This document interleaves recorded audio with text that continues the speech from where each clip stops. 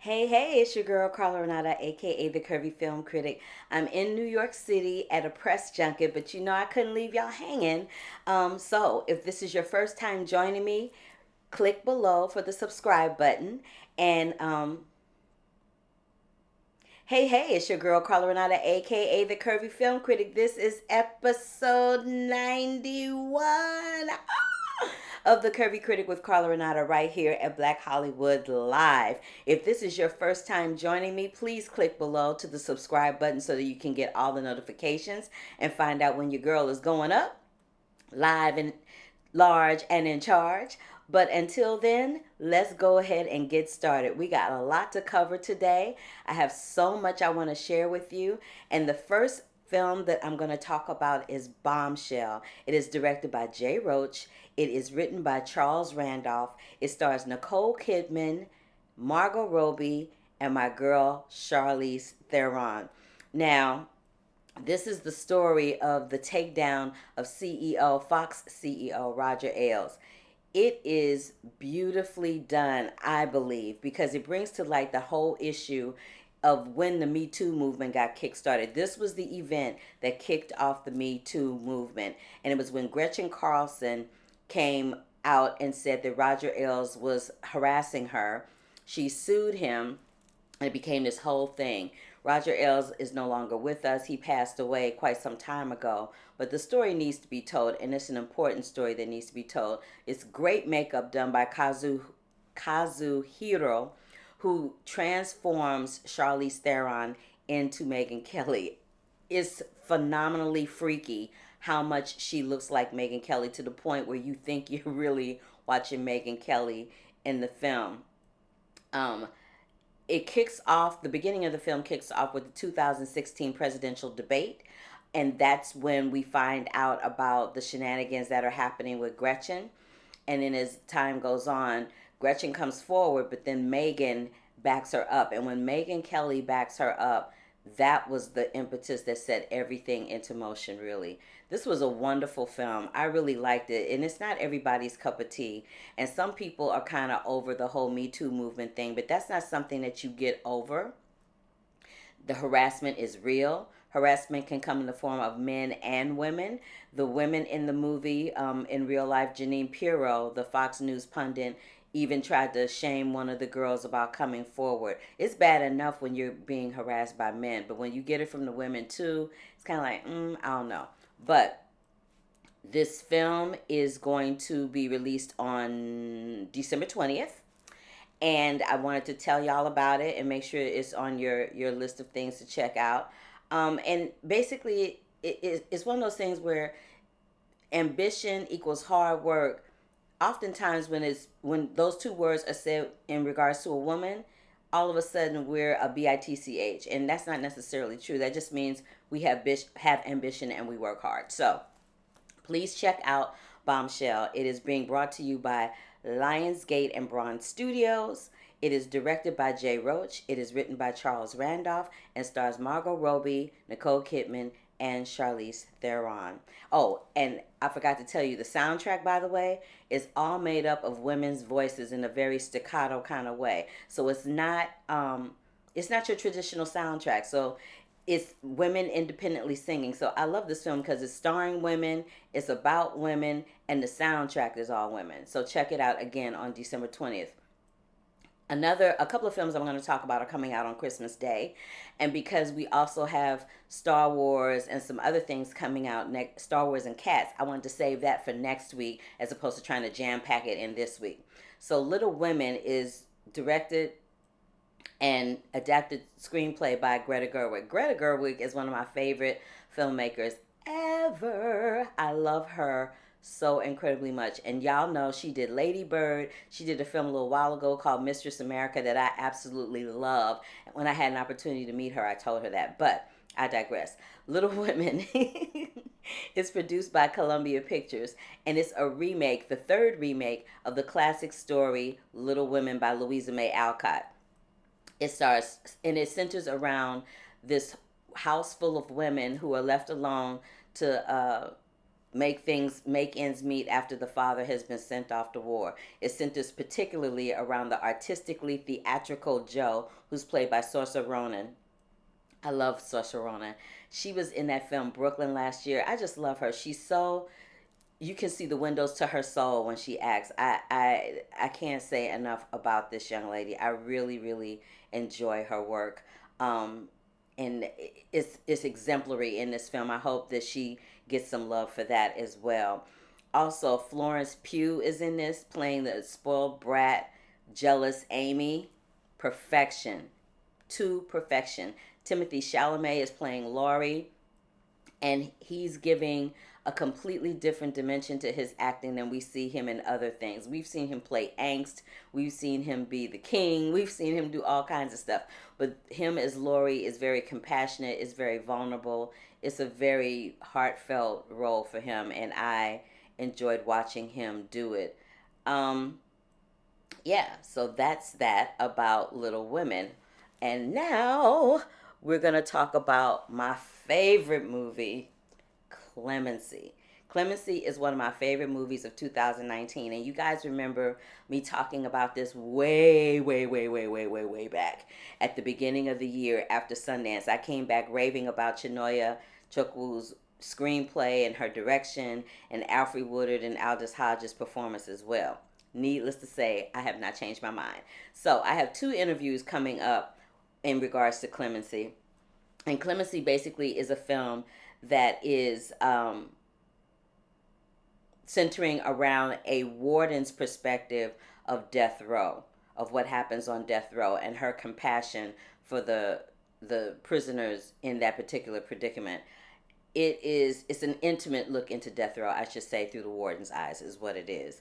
But today I have an interview that I did with Aldis Hodge and Alfre Woodard. Now, for those of you listening on iTunes, Spotify, or iHeartRadio, it's going to sound fantastic. For those of you watching on YouTube, it's going to seem a little funky because the camera was not on me. It was strictly on Alfre and Aldis. So you will hear my voice, but you will not see my face. But it's me. Y'all will know it's me. And for those listening, you're not going to see any difference. So here we go.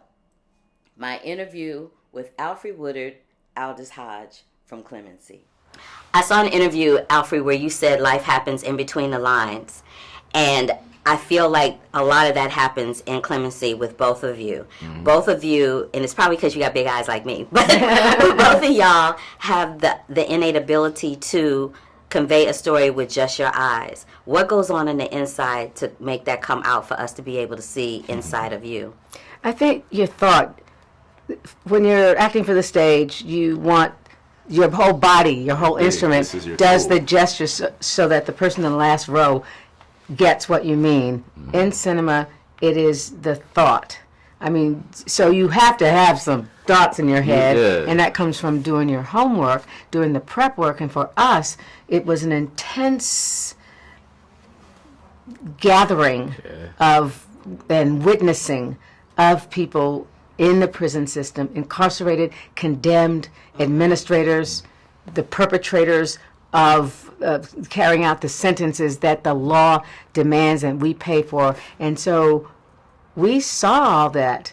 And once she rolls the cameras, it can't help but come out of your eyes and your face. This film was a true exercise in the theory that eyes are the windows to the soul. Because it tells so much. And as a performer, if you don't have that internal connection to what is going on and what you're trying to say, what you're trying to convey, you won't read it in the eyes. The eyes tell the truth always, regardless of whatever else is going on around. So it was a wonderful exercise in trying to use that tool. Both of these films deal with capital punishment in a different way. Mm-hmm. One from the legal standpoint, one from the standpoint of the prisoner and of the warden. Has shooting this film, has going into the prisons to prep for the film, has it changed your mind on how you view capital punishment in this country? You know, I know Brian Stevenson. Oh my goodness, is he a hero and a model for all of us that work for justice. And I loved that book and his whole life before that. So it's great that these two are coming up at the same time. We need to keep it in the conversation and in the zeitgeist. Mm-hmm. it didn't change my mind, but it certainly opened my eyes. I am always excited to be this mature and in my life and have a revelation to be able to understand a point of view that is not mine, and it still isn't, but to really understand, respect, and appreciate it. And I found that when I met these women wardens.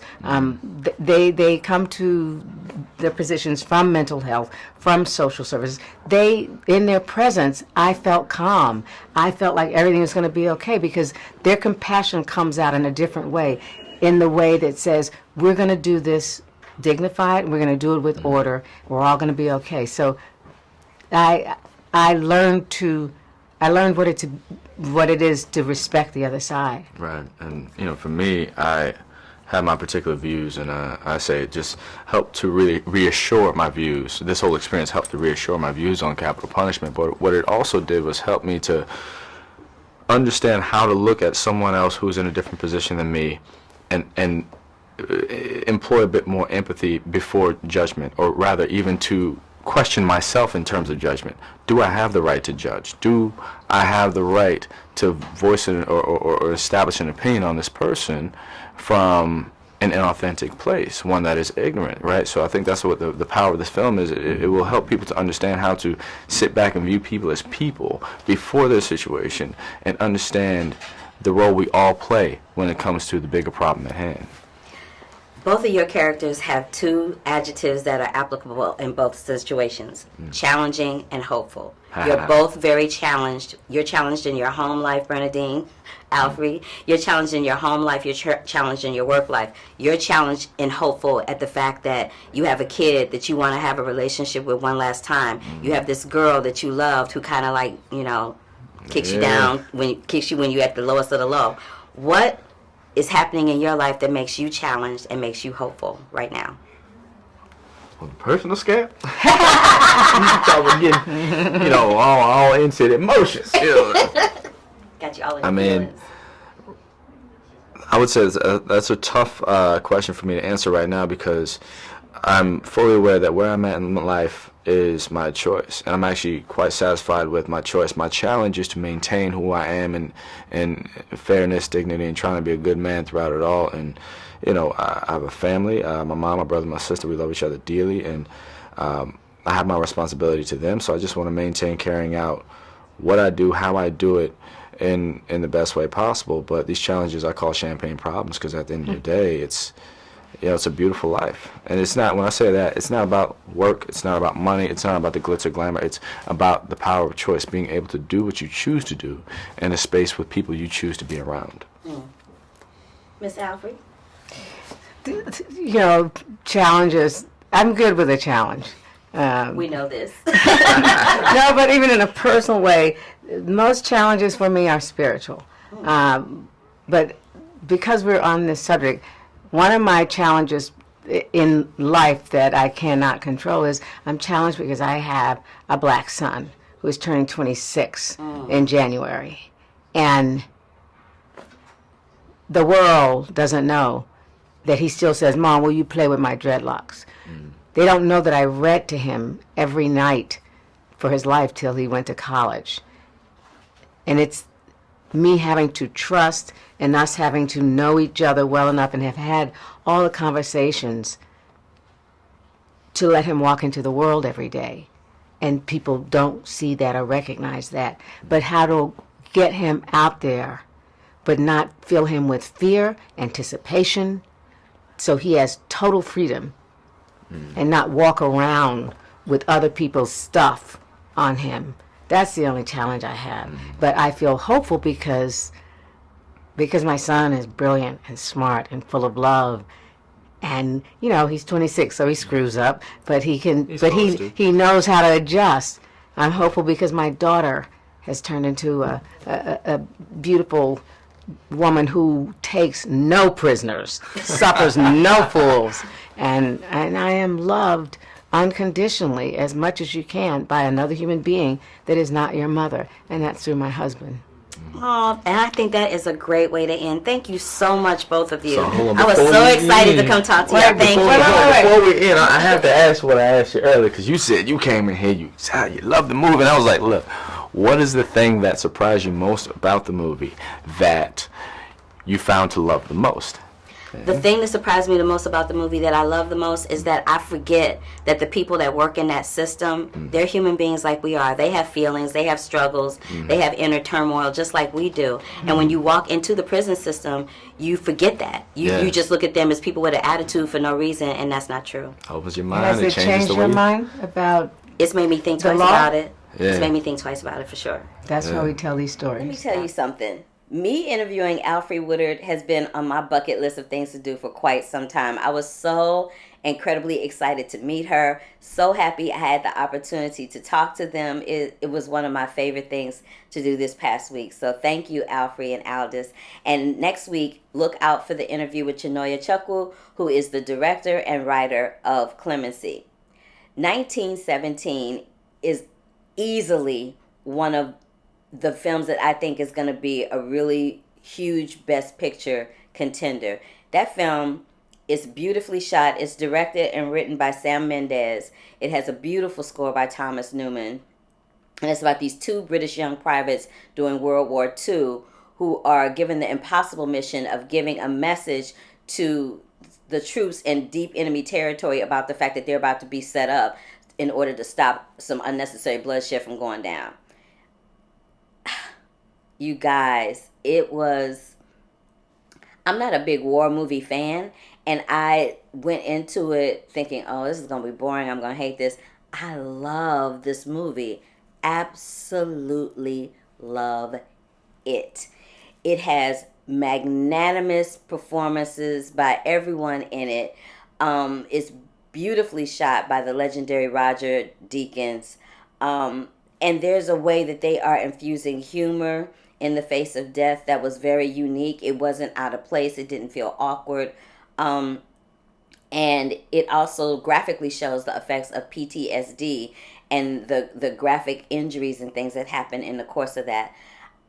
I'm sensitive to these types of stories because my father did fight in the war. My father fought in Vietnam. I don't want to say what war because I always get it messed up, and my mom always pops off at me and reads me for getting the war wrong. I think it was the Korean War, but I'm not sure. But at any rate, I'm always sensitive to these types of films because my father suffered from PTSD. I remember as a little girl so excited that he was home, going to touch him to give my daddy some love, and he jumped up and almost choked me because he was having one of those PTSD dreams, thinking he was someplace else. So as a daughter of someone who has been a soldier, I'm very sensitive to these stories, and they always resonate with me in a very personal and intimate way. So having said that, I feel like Sam Mendes's 1917 is definitely worth a watch, definitely worth a look, and you will love it so incredibly much as I do. Jumanji opened this week on December 13th, and it's reuniting my boys, Dwayne "The Rock" Johnson and Kevin Hart. It also stars Jack Black, Karen Gilliam, and the two double Ds, I like to call them, Danny DeVito and Danny Glover. And this it's a light and fluffy film in the face of all that drama. Honey, I needed something to fluff me up and give me a little giggle. And this did the trick. It is it's a sequel to the other one, Welcome to the Jungle, Jumanji, Welcome to the Jungle. This one is called Jumanji, The Next Level. And it deals with these four people getting together again. They go back to the video game. They get stuck. One of them goes into the video game, and he gets stuck there, and then the other ones go to fix him. But it ends up being a body swapping comedy with some really hilarious work from Awkwafina, Jack Black, Karen Gillian, Dwayne Johnson, and Kevin Hart. Kevin Hart and Dwayne Johnson are doing spot-on impersonations of Danny DeVito and Danny Glover. It's just really funny. It's hilarious. And all I have to say to you is it's great family fun. And two things, ostrich, I can't say it. Some really wild and out ostrich. Why can't I say the word? Ostrich. There's a lot of ostrich action happening. I can't say the plural word, so I'll say the singular word. Ostrich, ostrich, ostrich. Ostrich and horses. That's all I'm going to say. But Jumanji is in theaters right now. You can check it out at any given time. And you'll love it. It's a lot of fun. Now, we all know Star Wars is coming up, right? Star Wars. Da, da, da, da, da, da. I love me some Star Wars, as you very well know, because I talk about it all the time. But I was so fortunate to be given an opportunity to speak to one of the stars, one of the newbies in the Star Wars franchise. Her name is Naomie Ackie. She plays Jannah. We had a little chit-chat. So this is going to be my sneak peek into Star Wars for you with Naomie Ackie, or Nene as I like to call her. Take a look and a listen at the interview right now. Yeah. So Nene. Yeah, Nene, basically, yeah. Just call me Nene, yeah. So Nene, let's talk. Yeah. So I know you had a special talent that you broke out for J.J. Abrams on set one day in appreciation for being cast as Jannah. Can you break off a little piece of that for me, please? And thank you.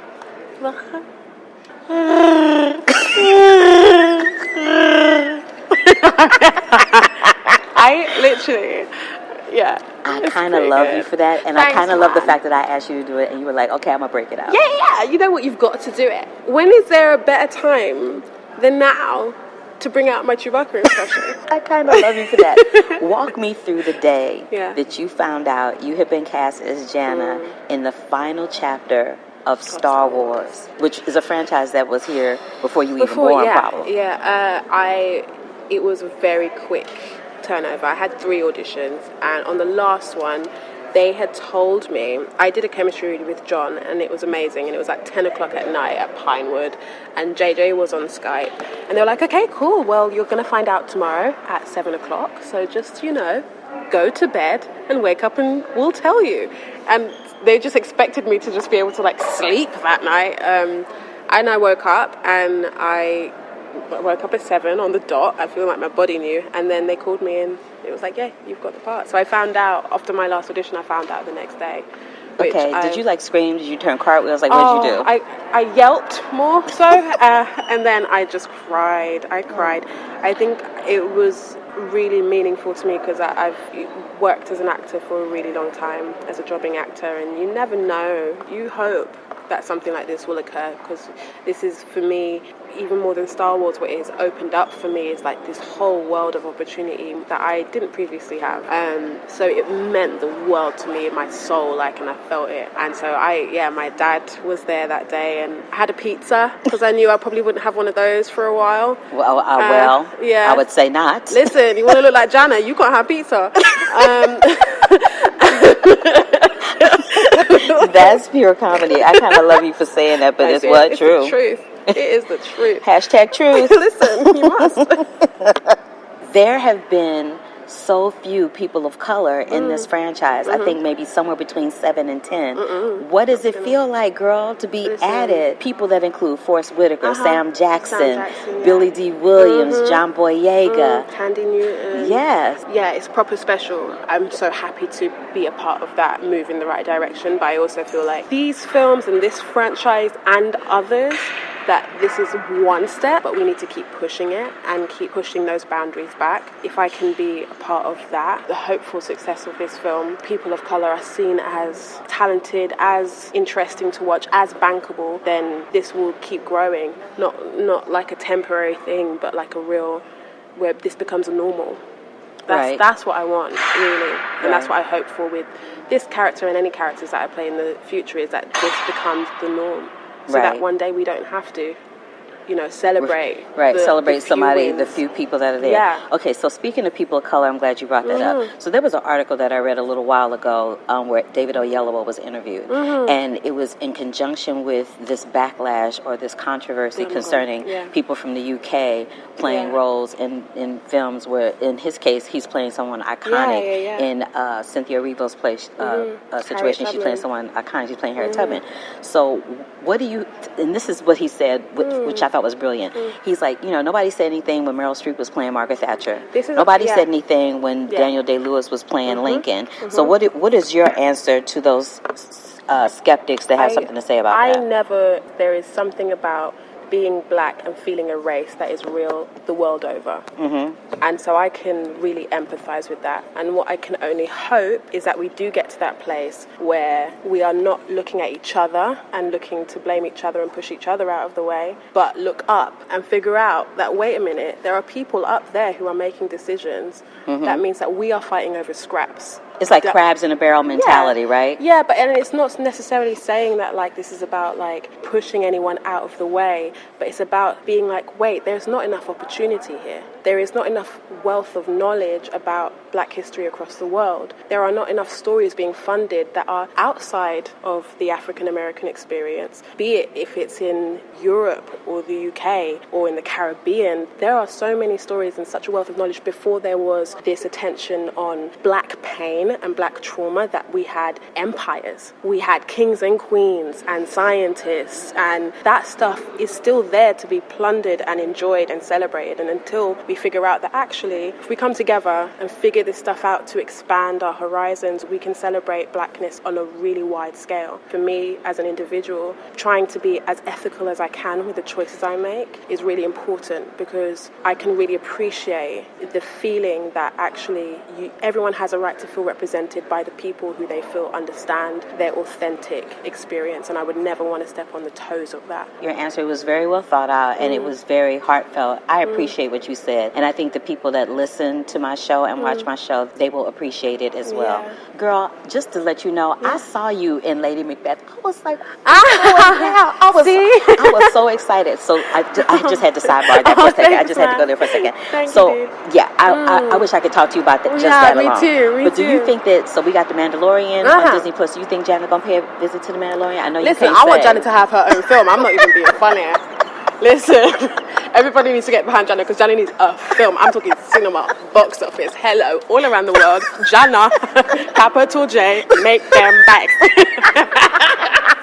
I cannot with you. And just to round it out on an even funnier note, what is your favorite Disney princess? Tiana. It is Tiana. When I was younger, when there wasn't, it was probably a mixture of like Belle and Ariel. But now that there's Tiana, I mean, that live action needs to happen. I really hope they make a live action. You're giving me Tiana today, by the way. All day long. I can't. All right, we're good. All right, Nene girl. You did that. Thank you, my sister. Thank you so much for answering my questions and for just having a good time and rolling with a sister. Star Wars will be in theaters on Christmas Day. Next week, I have interviews. Do I have any more? No, that's the only interview I have from Star Wars. I'll just do my review next week of Star Wars, and then we'll talk about a little Cats action. Cats. That's all I'm going to say. Digitally animated cats. You know. Insti-hoo. So, up for some news. I talked about Jumanji a little earlier. Kevin Hart got his hand and footprints immortalized at the TCL Chinese Theater this week. I was there for all of that. So, if you want to check that out, please go to my Instagram account, IGTV, and I have all the footage from that event there. For Sama is a documentary that I covered here on the Curvy Critic earlier this year. It won the International Documentary Association Awards. So I want to congratulate the directors and the producers on that film. I spoke with them. If you did not see that interview, you can also find that at the Curvy Critic with Carla Renata on my YouTube page. There's an interview there with those directors, and I'll just throw it back up during the break so that you guys can take a listen to that. There were a couple of people that passed away that I was remiss in recognizing in the last week or so. Rene Aubanjois, who was on Benson. He was in the Star Trek franchise. He passed away.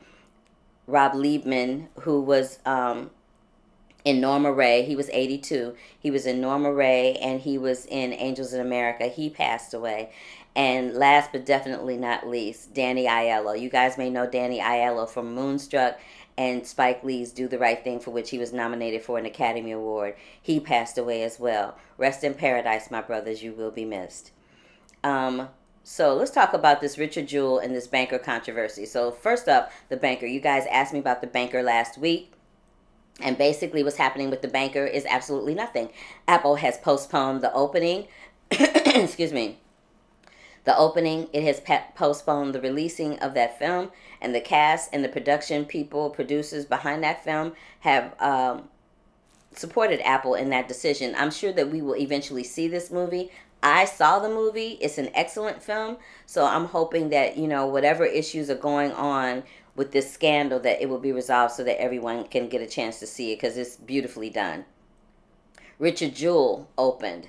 And I talked about Richard Jewell last week. Richard Jewell is centered around the guy who was believed to be the bomber in the 1996 Olympic situation in Atlanta. There's been controversy around this film from all vantage points, but mostly dealing from the vantage point of Kathy Scruggs, who was the Atlanta Journal-Constitution reporter who broke the story, and people are not happy with how she's being portrayed in the film. So Clint Eastwood has come out and said something about it. Olivia Wilde has come out and said something about it. Everybody has had something to say, but at the end of the day, and y'all know how I feel about this because I said this when Leaving Neverland came out, I really hate when people disparage the dead. I don't think it's fair. I think it's rude. I think it's disrespectful. Having said that, I could see why people are upset about the way this woman's legacy is handled in the film. And although I'm sure they didn't mean to portray her in that light or write her character in that light, if you see the film, that's how it kind of comes off. So hopefully everybody will stop getting their panties in a bunch about this and,